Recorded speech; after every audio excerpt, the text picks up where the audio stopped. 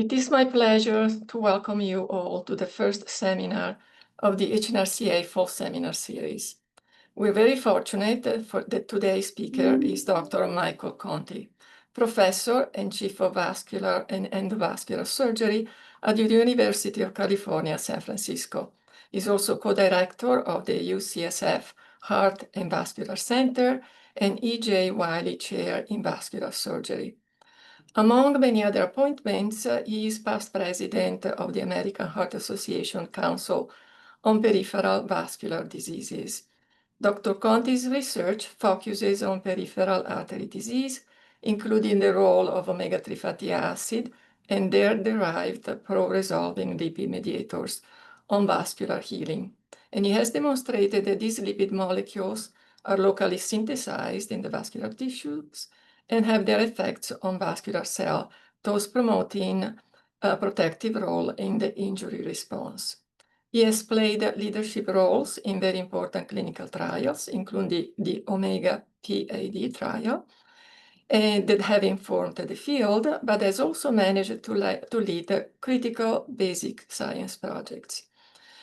We will have a Q&A session at the end of Dr. Conte's presentation, and I would like to remind the audience to ask questions by using the Q&A icon at the bottom of the screen.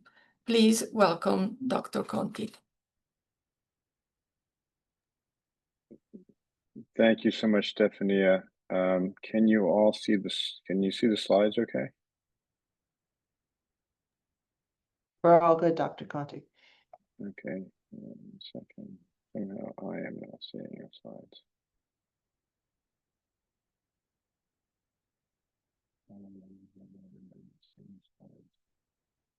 So if you change your presentation mode, that may work. Not in your presentation mode in Zoom, not in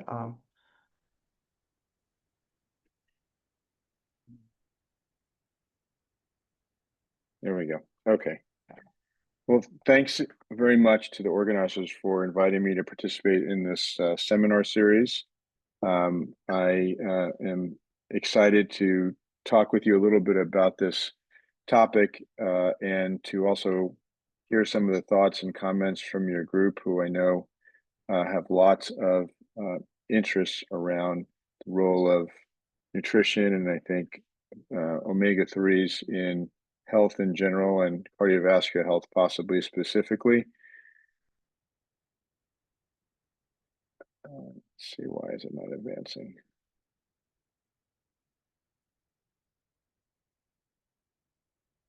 Are you guys seeing the slides? Yes, we see your first slide. Okay.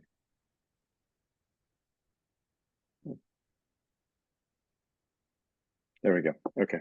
These are a couple of disclosures. We have some intellectual property that's now about 7 or 8 years old related to some of this work, and some research grants that are unrelated.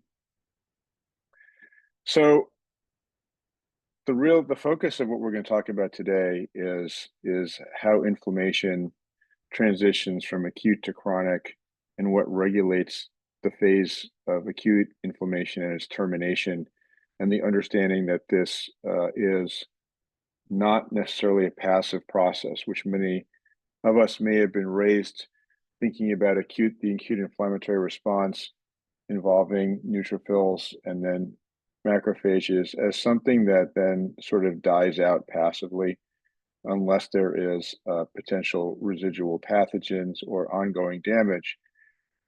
But I think what we have learned over the last couple of decades is that, in fact, this process by which acute inflammation proceeds to resolution and repair is orchestrated by specific molecular pathways and cells and signaling molecules. And when it doesn't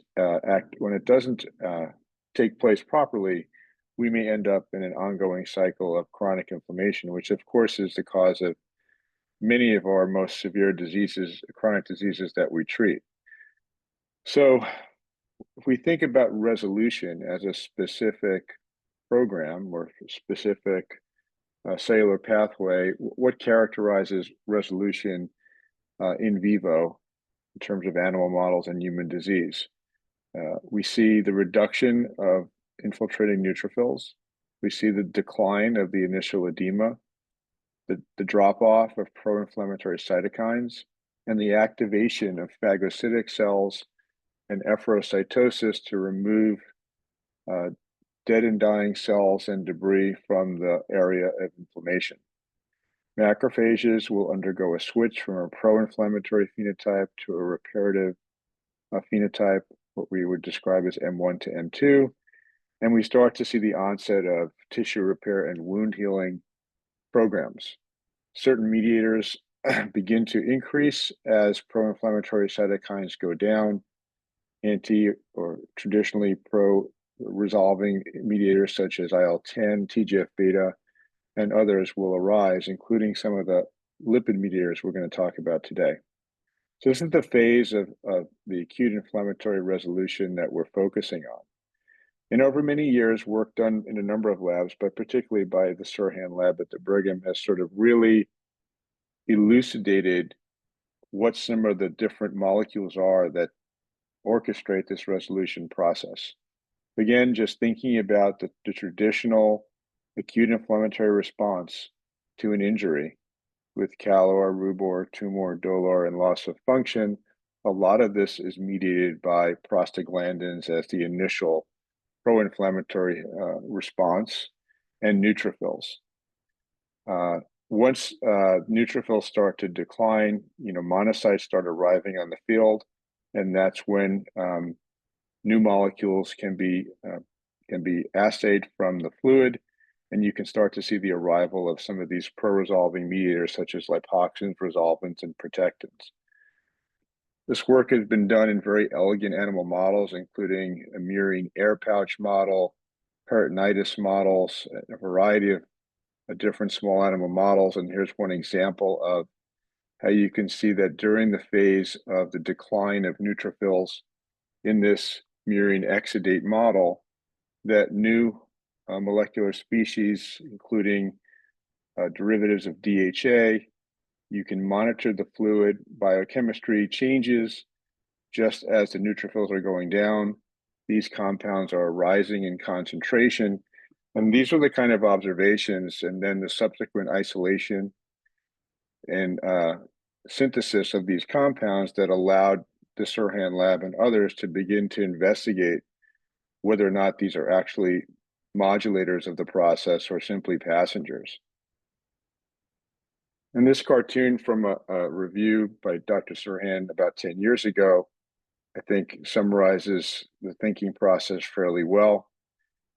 Here we can see that the early response to an injury certainly involves an active vascular response with transmigration of inflammatory cells into the local tissue of injury. And then led by the neutrophil, there's an activation of pro-inflammatory signals that are required to activate the injury response and also to reduce and clear pathogens. In the presence of, if omega-3 fatty acids are available as these exudates began to evolve, then we see the conversion of some of these lipid mediators from pro-inflammatory prostaglandins to these other compounds in the resolvin, lipoxin, protectin series. And those compounds, which are produced by the same enzymes, but through what's referred to as a lipid mediator class switch, then act directly on the local cells, as well as circulating cells, where they can convert this process into a resolving macrophage, resolving exudate, anti-inflammatory process. If those compounds are not available, or if there's a deficit, we see the pathway transitioning to chronic inflammation and downstream organ injury and fibrosis. So many of you are more aware about the multiple pathways of by which these compounds can be derived than most clinicians. But we know that the omega-3s are largely derived, at least in humans, from marine oils. that were relatively inefficient at converting linoleic acid and it's alpha linoleic acid into EPA and DHA, but that most of the sources here come from marine oils, and that through sequential oxygenation pathways through cyclooxygenase and lipooxygenases, these can be then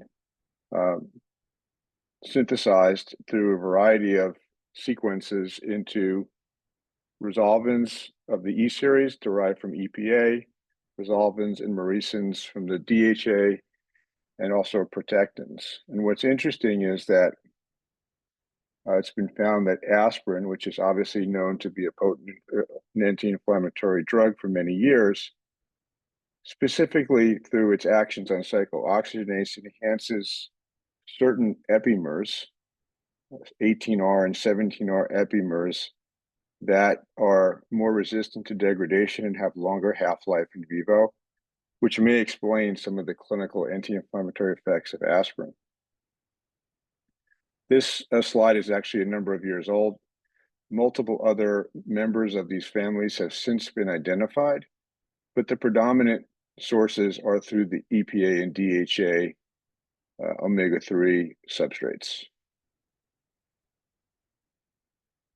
Now, there's been quite a lot of work done in clinical trials looking at omega-3 supplementation in relation to cardiovascular events and cardiovascular diseases.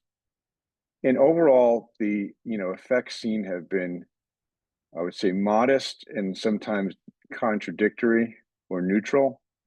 There have been several recent meta-analyses, the majority of which have shown a modest protective effect of omega-3 supplementation on various cardiovascular events. This is a systematic review from 2019.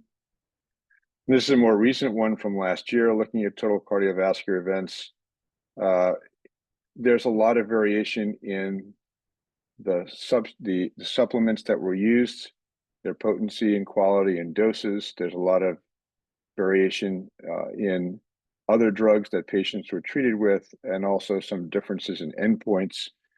But I think, the overall here is that it's been a bit conflicting in terms of clinical data, leading to lack of strong guidelines in terms of supplementation outside of some specific conditions, such as, refractory hypertriglyceridemia, and some more recent studies of supplements that are now more potent. The overall sense has been that the effects from oral supplementation have been, in general, modest and variable. And that is work that still needs to continue to focus on specific formulations and potencies and indications, I think. But that aside, there's quite a lot of reason to believe that modulation of the inflammatory balance in the vessel wall itself could be very important to the progression of cardiovascular disease, as well as its morbid and mortal endpoints.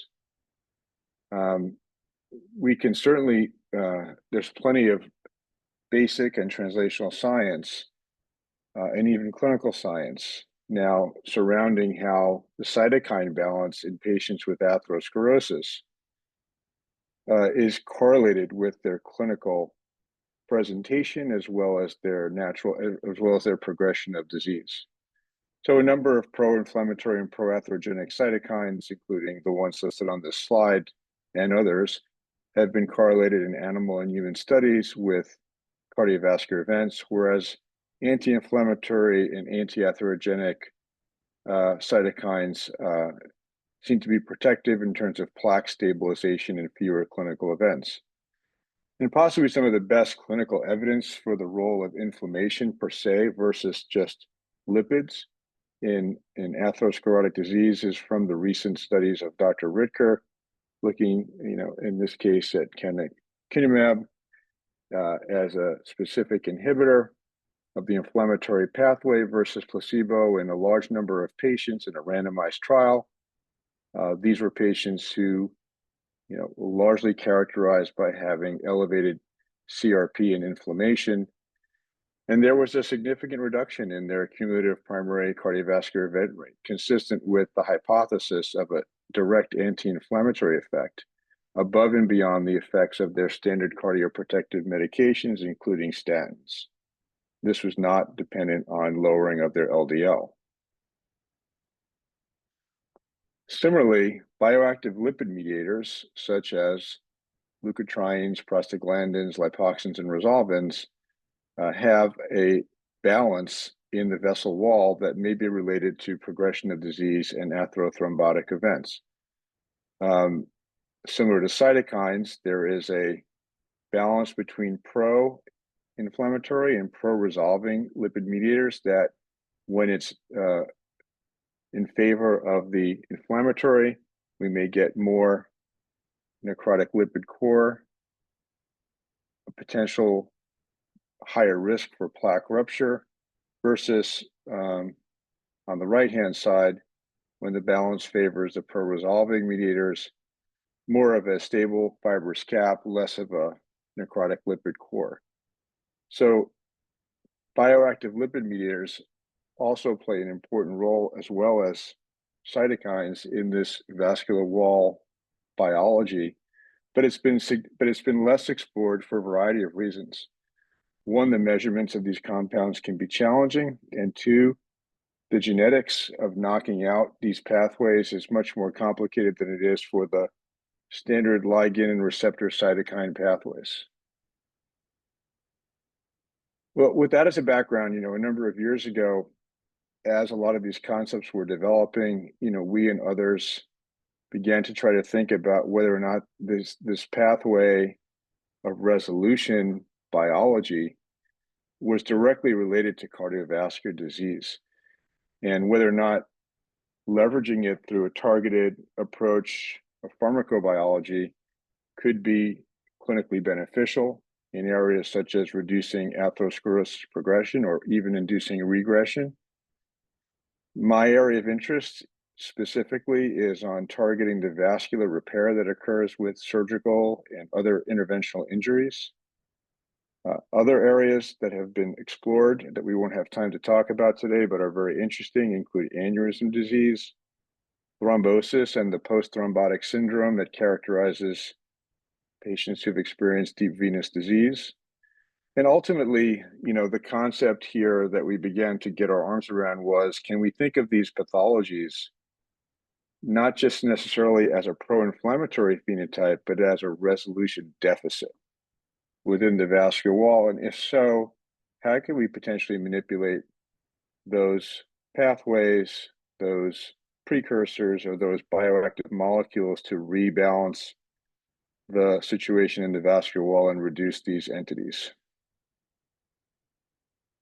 So in my world as a vascular surgeon, everything we do to blood vessels causes inflammation and starts a repair process. And in some patients, that repair process can go prolonged and excessive and can lead to clinical failure. This occurs after angioplasties, plaque removal, stent placement, which is shown on the right-hand side. This is an artery of the leg, and you can probably make out the metal stent that's in the artery, and the contrast that's going through that is reduced in that area because there's multiple areas of narrowing and scarring within that stent that is basically the reaction to the stent occurring over time and causing a recurrent stenosis. Same thing can happen after a whole range of cardiovascular implants, surgical bypass grafts, and it basically is a prototypic wound healing response to a vascular injury that occurs that is not that different from any other local wound response. There are distinct temporal and spatial patterns related to the type of procedure, but overall, this process remains a major unmet scientific need in terms of improving the results and the durability of cardiovascular interventions in patients. We think about how blood vessels get injured, both acutely and chronically, and triggering inflammatory responses in the vasculature. There's a range of injuries that occur all the time. There are toxic metabolic injuries to the endothelium that occur from circulating compounds, including the compounds that derive from cigarette smoke and things like oxidized LDL. Microbial injuries, of course, can occur.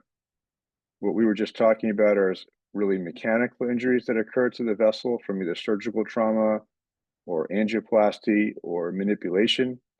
Ionizing radiation causes significant vascular injury, as does thermal injury. And of course, there can be immune-mediated vascular injuries as a secondary complication of other diseases. And extreme hemodynamic forces cause vascular injury, including severe hypertension or chronically disturbed flow patterns such as occur in arteriovenous fistulae or malformations.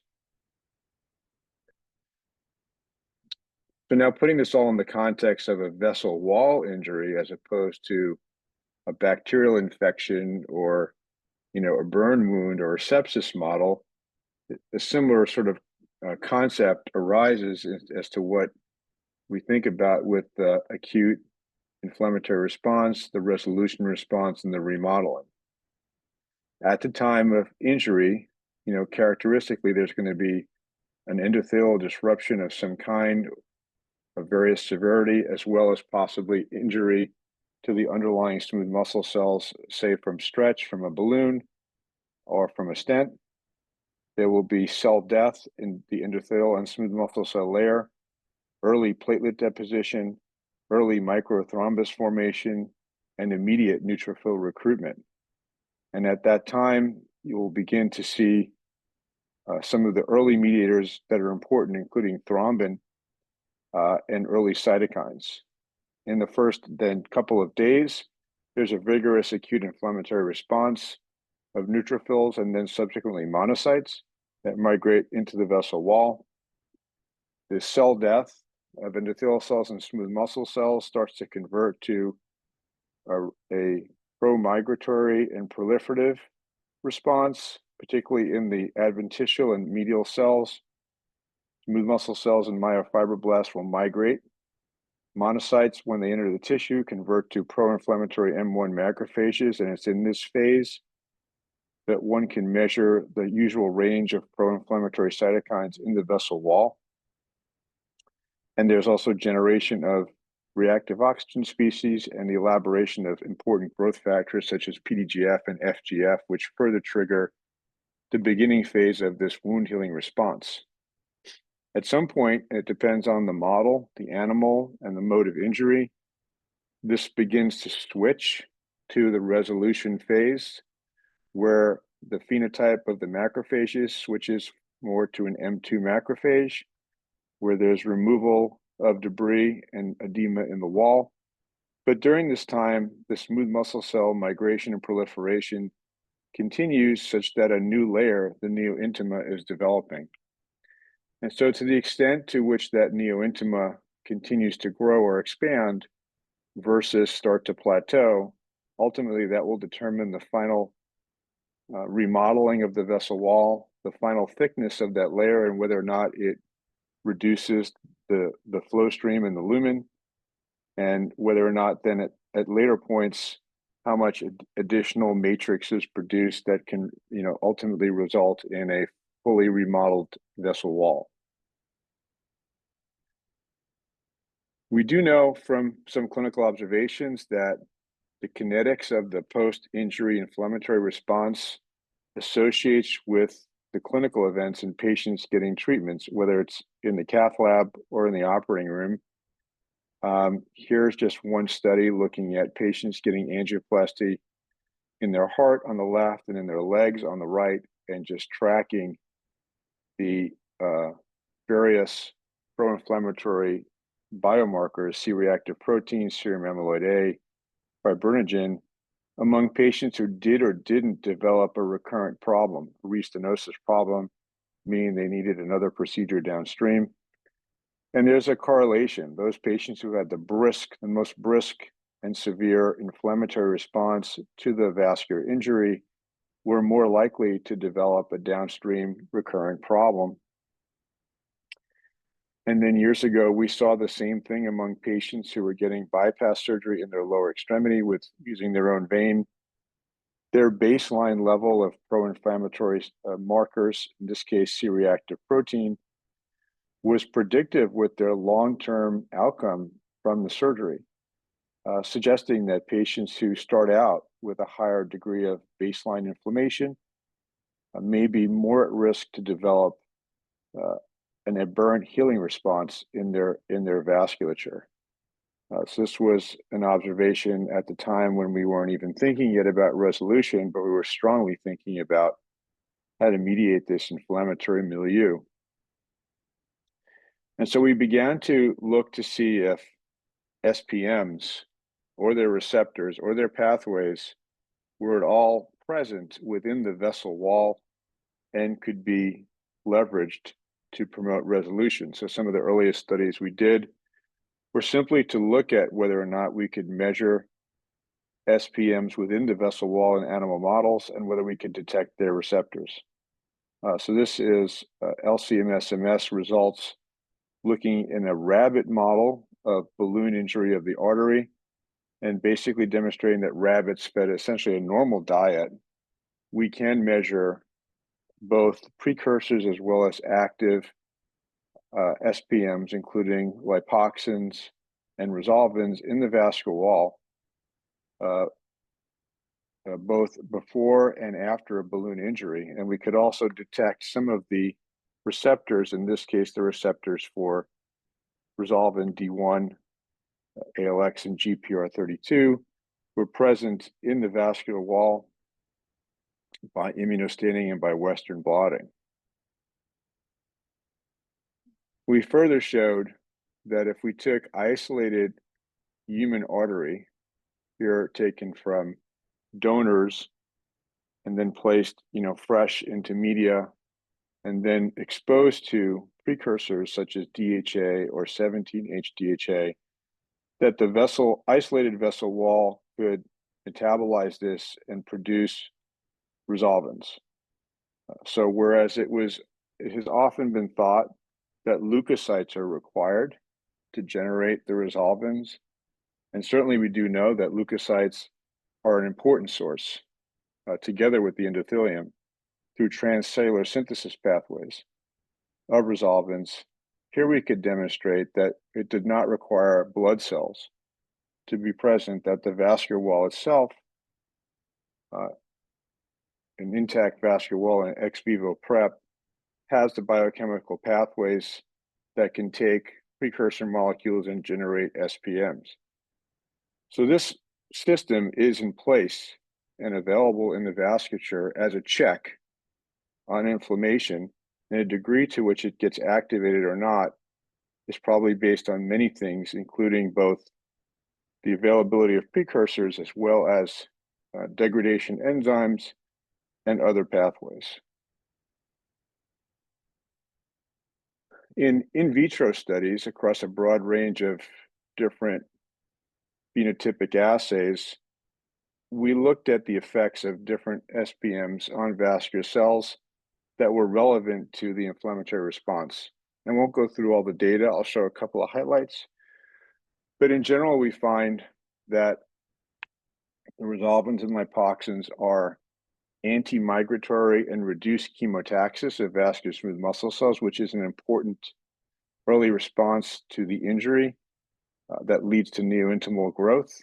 They reduce cytokine-stimulated leukocyte adhesion to endothelial and smooth muscle cells.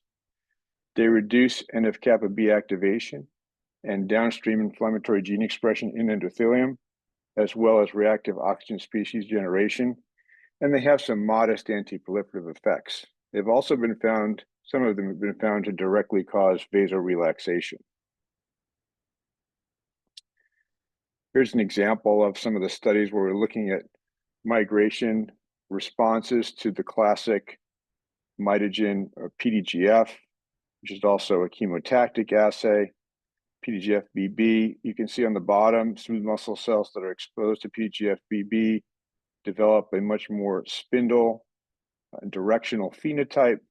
If they're exposed to either aspirin-triggered lipoxin or resolvin E1, as shown on top, they have a much reduced response to the PDGF.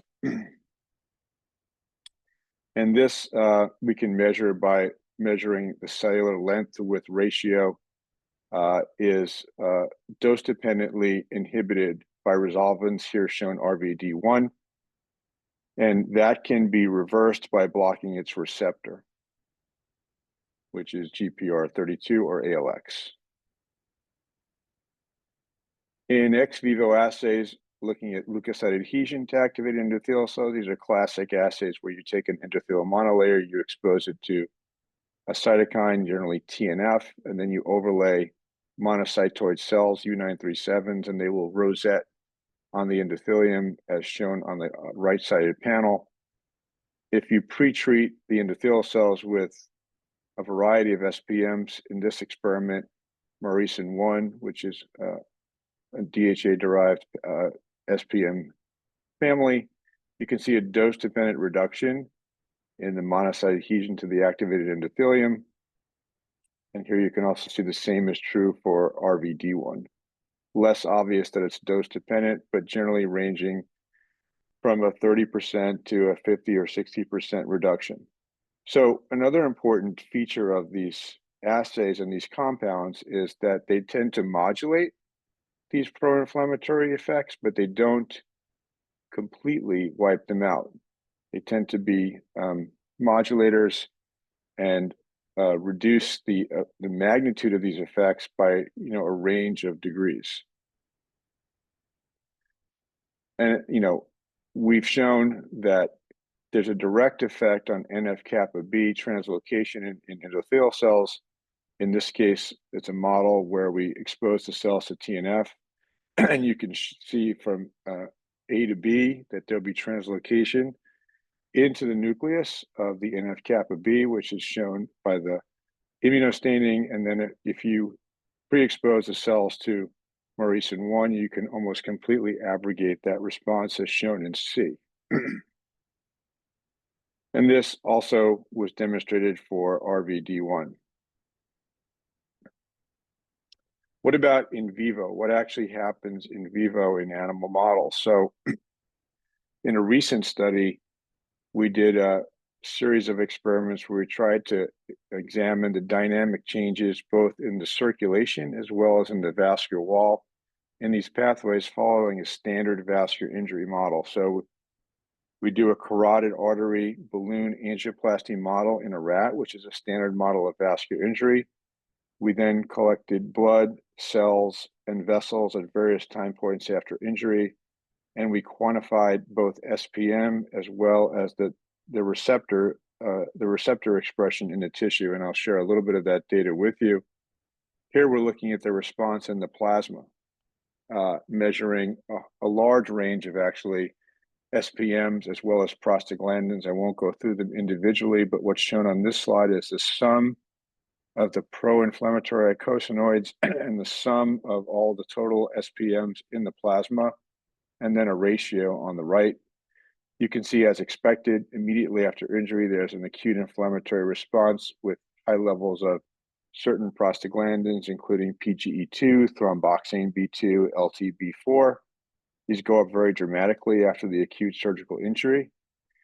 And yet there are some pre-existing resolvins in the circulation that drop down dramatically immediately post-injury and then slowly recover.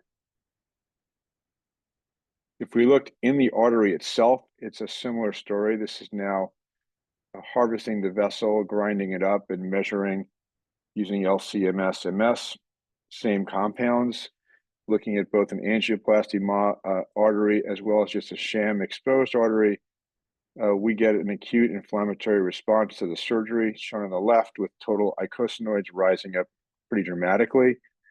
SPMs, on the other hand, some are present in the vessel wall initially. They drop down early after injury, and they have not completely recovered by 1 week, which was the time limit of this experiment, suggesting that there's still a deficit in those compounds in the vessel wall a week later, as manifested by still an abnormal ratio of pro-inflammatory eicosanoids to SPM.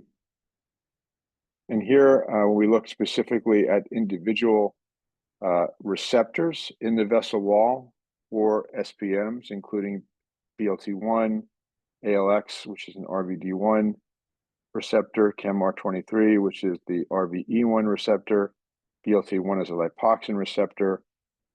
We see some variable changes. Early on, there is an initial increase in the expression of BLT1 and ALX, which then drops off, whereas the E1 receptor, ChemR23, is very different.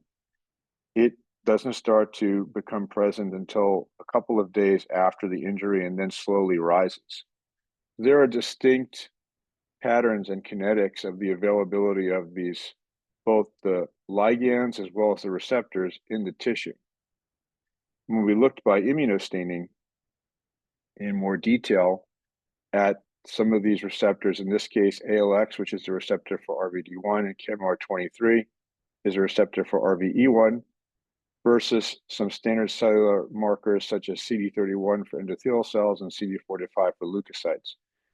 We can see that these receptors are present at low level, primarily in the adventitial layer of blood vessels, but they start to become more strongly expressed within the artery wall, and particularly in the endothelium and subendothelial layer by day 7, suggesting that there are available receptors for signaling of per-resolving compounds.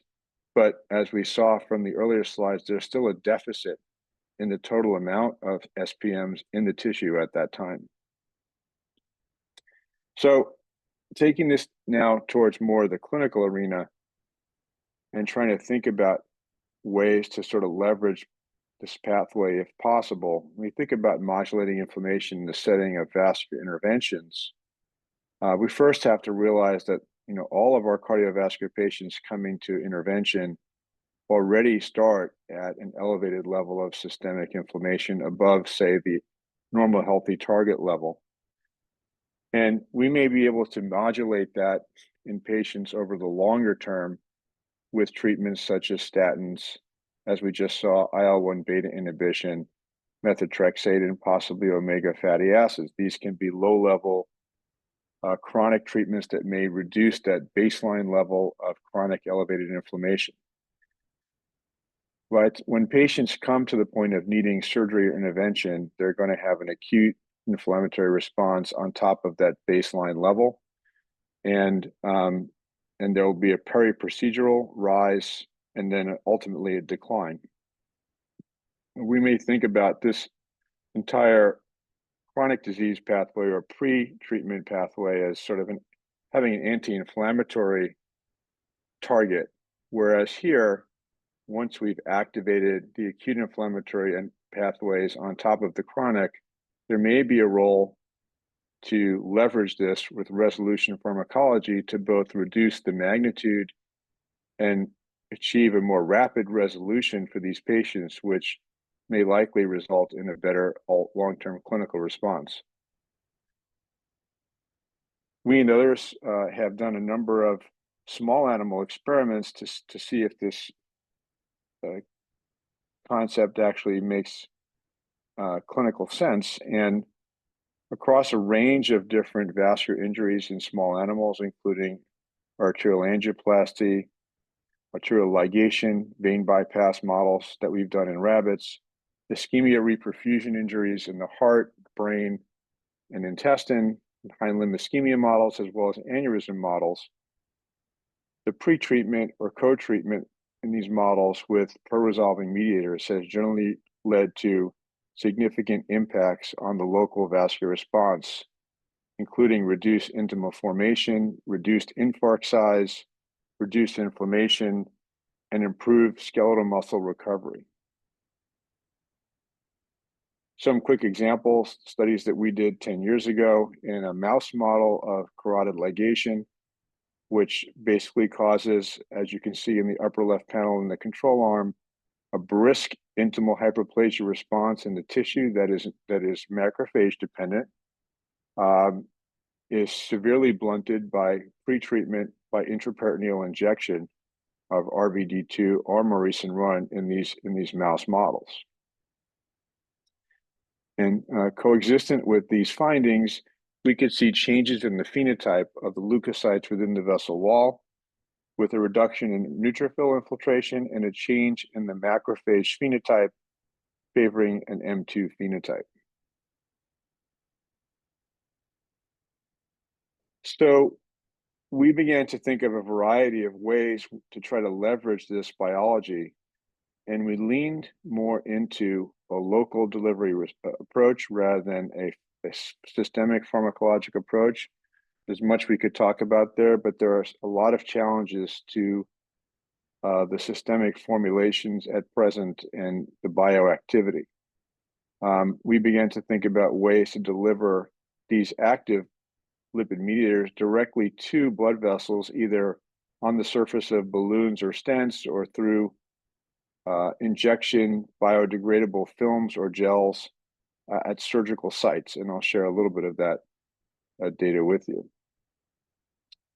Early on, we began to use a biodegradable thin film preloaded with different resolving compounds as a way to reliably deliver the compounds into animal models. And we also used chloronic gels as a way to stably deliver a fixed dose of material to a localized site. This is a rat model of balloon angioplasty, again, showing angioplasty and control treatments versus those that were treated with either what we call the wrap device, which was loaded with resolvin D1, or a chloronic gel application of the same amount of compound. In either case, there was a significant reduction in the neointimal thickness that developed at weeks after the injury in both delivery approaches, the gel and the device. We then got increasingly sophisticated with funding from the NHLBI's VITA program to preclinically develop this further. And with our bioengineering colleagues at UCSF, we began to develop a programmable thin film that would release bioactive lipid mediators in a unidirectional fashion based on the way the biodegradable substrate of PLGA was generated. We could force the release of the compound in a certain direction, and we could get sustained release of this over the first couple of weeks, which we thought was relevant potentially for large vessel models to promote local delivery of pro-resolving molecules. And we focused on RVD1 and subsequent analogs of RVD1 because in our assays, it was consistently showed excellent activity in some of the assays that I showed you earlier. Synthetic compounds generated by the Sirhan lab were subsequently developed that were more resistant to degradation, including a benzo derivative of RVD1, which is a fully synthetic compound analog that we began to test in some of these animal models. Here again, in that rat model of injury, we're now using not the native or naturally occurring RVD1, but the synthetic benzo compound.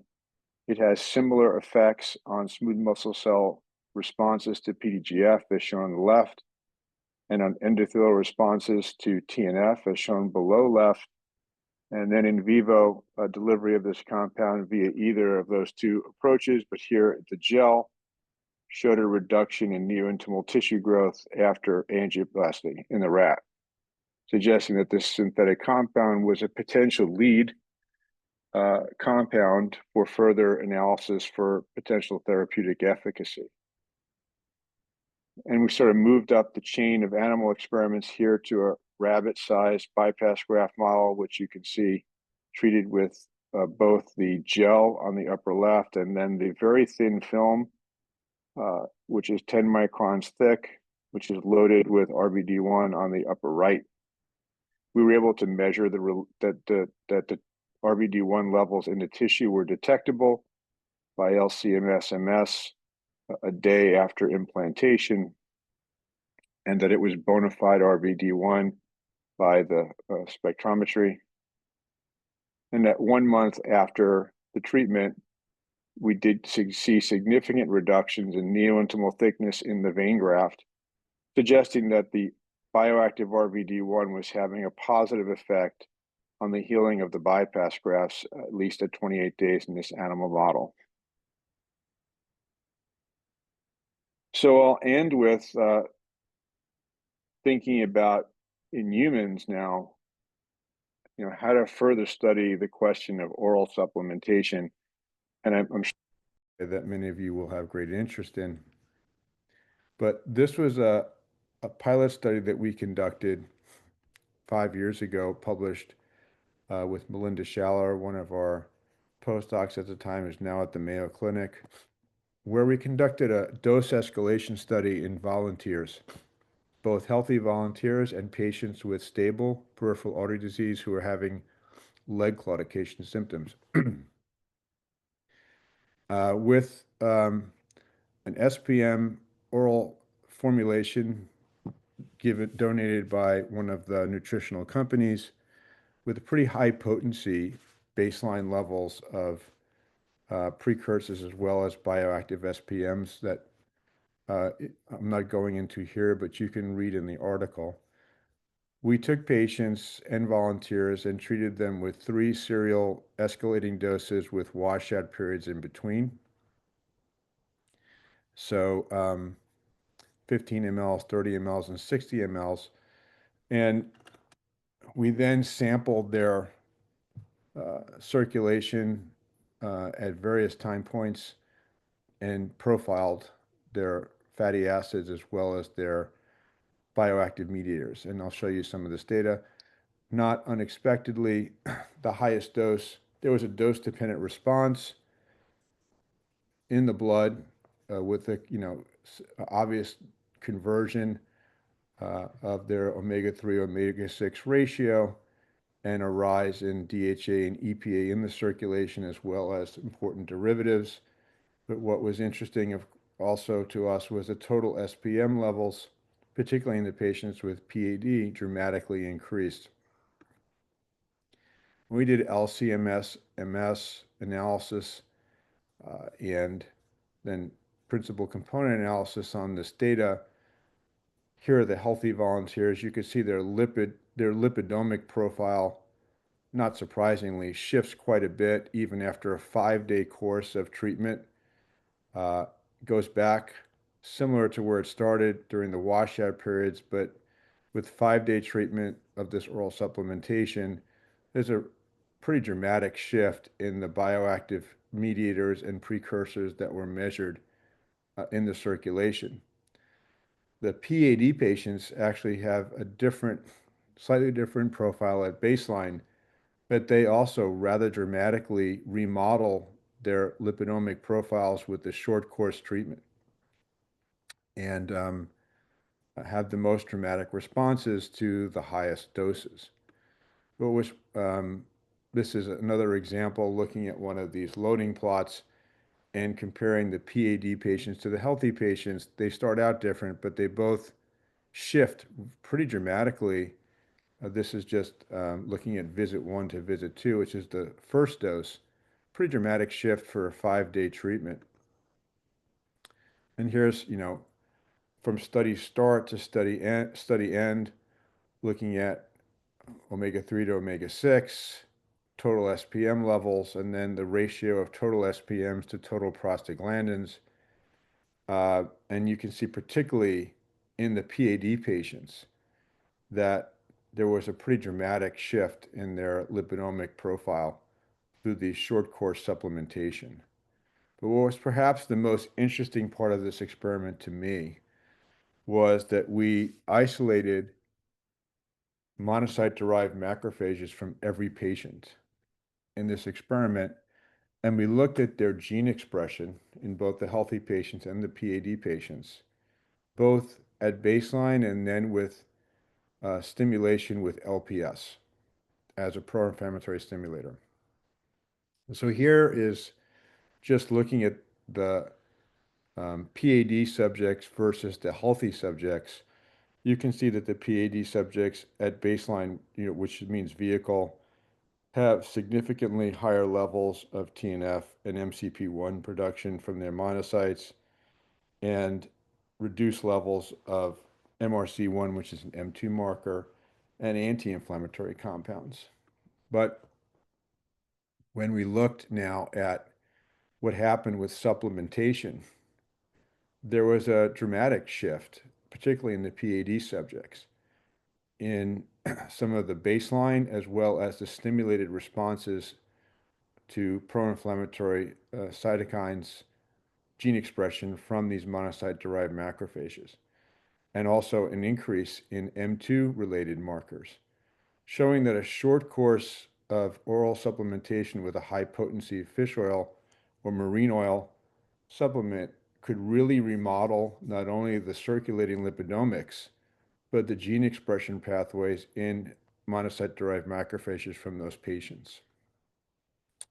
So in summary, what we saw from that study was an increase in pro-resolving compounds, a shift in macrophage gene expression to increase the M2 phenotype, not shown in the data, but we also showed an increase in phagocytic activity to Staph aureus, both in neutrophils and monocytes, and a reduction in certain monocyte cell surface receptors with the short course supplementation, all of which would suggest potential protective effects on the circulation. So with that, I've been through sort of a broad spectrum of things here, but I wanted to conclude and then take time for questions with the following. Resolution of inflammation, we believe now, is very well shown to be not a passive, but rather an orchestrated molecular process wherein there are specific agonists, specific receptors, and specific molecular pathways. Among these, specialized pro-resolving mediators derived from omega-3s are potent bioactive lipid mediators, which have resolving actions. Accumulating evidence, I think, suggests that we can think about deficits in resolution as a specific pathology or pathophysiology that may contribute to cardiovascular disease. There still remains very limited understanding of how this lipid mediator balance is dynamically regulated in vivo. There's a lot of competing enzymatic pathways, both for synthesis as well as for degradation, and it's difficult to untangle some of these, certainly with traditional genetic models. But resolution pharmacology may offer new alternatives to improve vascular healing and reduce cardiovascular events. We have not done much new in the area of reducing vascular inflammation, and we do realize that there are increasingly bioactive compounds available in other disease states that blunt inflammation. But we have seen also some of the dangers of completely blocking the inflammatory response in people with potent antibiologics in terms of infection and other complications.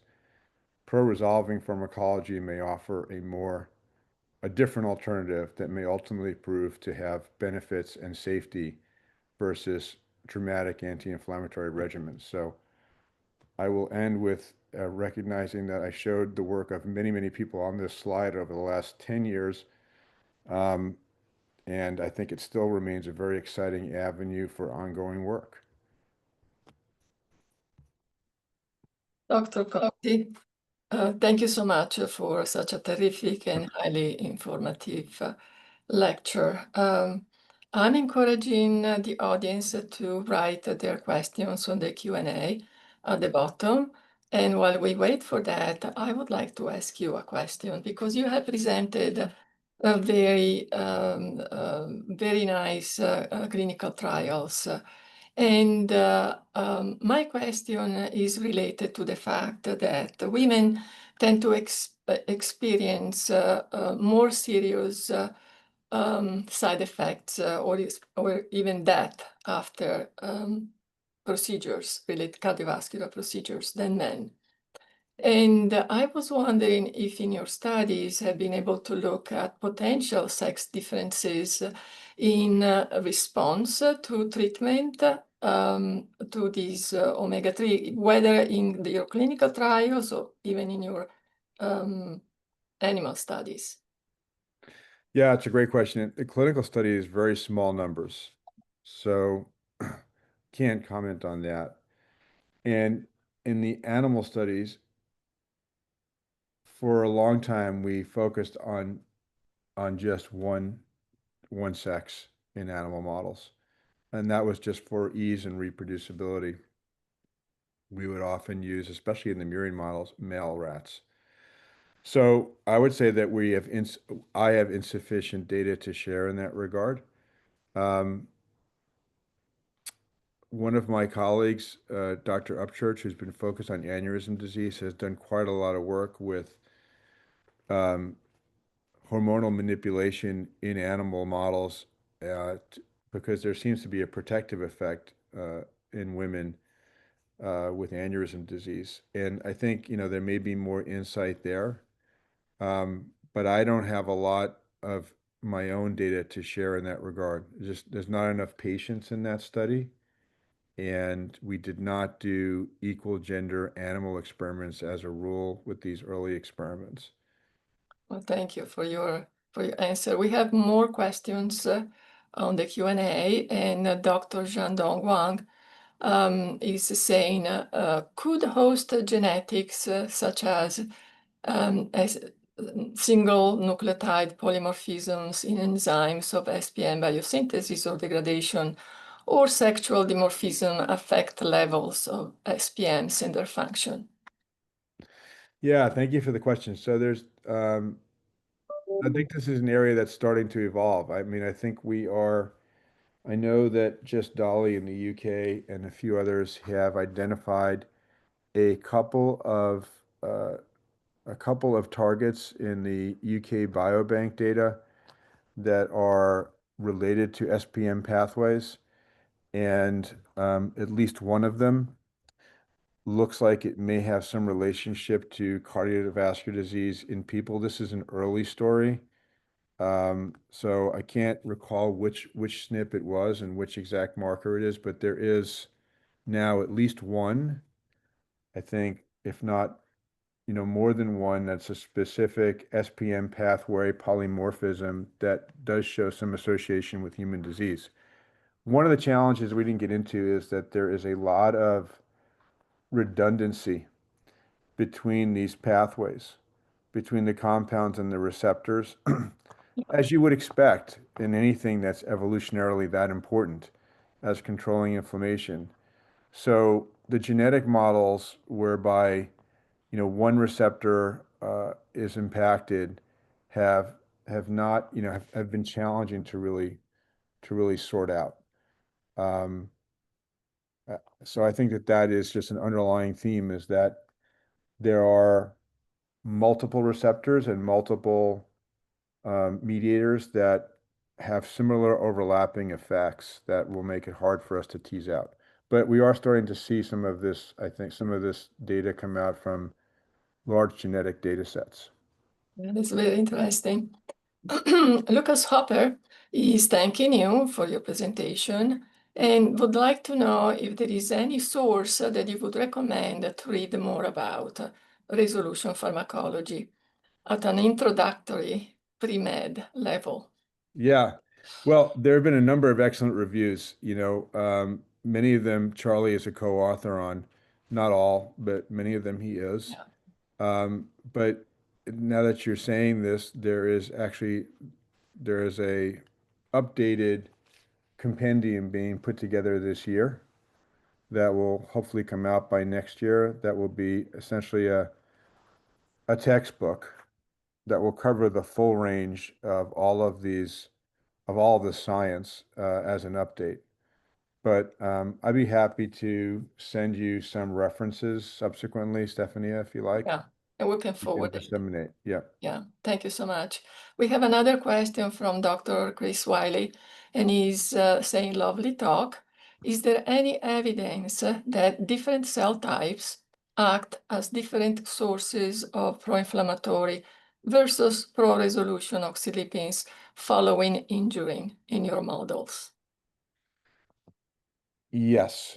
So certainly, at the simplest extreme, the neutrophils are a critical source of the early pro-inflammatory signals, but they also can contribute through their interactions with endothelial cells to start to activate this lipid mediator class switch. So we have seen in vitro models that co-incubation of leukocytes with endothelial cells specifically can, in the presence of available precursors, can generate some of these mediators. So I think it depends on context and timing, whether or not they're going to end up being pro-inflammatory or pro-resolving. That's sort of the concept. We don't really understand exactly all the mechanisms behind this class switch that occurs over the first 24 to 48 hours in these models. But the same cellular sources are still there, leukocytes and endothelial cells. And neutrophils, monocytes, and endothelial cells, those are the key sources. Platelets can also contribute, but those are the major sources throughout this early phase of the vessel wall interaction. You. We have reached the 1 o'clock, which is supposed to be the time we terminate. But if you don't mind, I have one more question for you. Yeah. And it's from me. And it's related to the fact that, like you showed in your meta-analysis figures at the beginning of your presentation, there is some contradicting results in terms of response to omega-3 fatty acids. And there are studies done with pure EPA, the Resolve and the Jelly study, and many small cardiac imaging studies that do show that EPA seems to be very protective against cardiovascular disease. But when I look at papers, I see a lot of emphasis on the D resolvings and not so much on the E resolvings. Do you have an explanation of this? No, I think there's some of both. Maybe there's been a little bit more on the D-resolvins, I guess, in part because this is related to sort of how I think some of the preclinical development work took shape. Some of the E-resolvin compounds were intellectual property was taken over very early for different applications, and so it became a little bit more challenging to try to work in those areas. Having said that, I think there is a lot of interest in RVE1, RVE2, RVE3, and the Vascepa data is pretty impressive, and I agree with you. Although, I don't think we really know what the right cocktail or balance is, and it might be different for different conditions. There are some pretty interesting D-series resolvin and protectin effects, particularly in neuro diseases, as you know, that seem to be more specific there than the E-series. So more to come, I think, as the compounds become more available for people to work with. And the synthesis has been challenging to get enough amount of material to do clinical studies. Now that hopefully that's sort of slowly getting better, we may have more opportunities. Well, I thank you for your answers, for your very insightful and interesting presentation. And I thank the audience for attending and for providing stimulating questions. Thank you.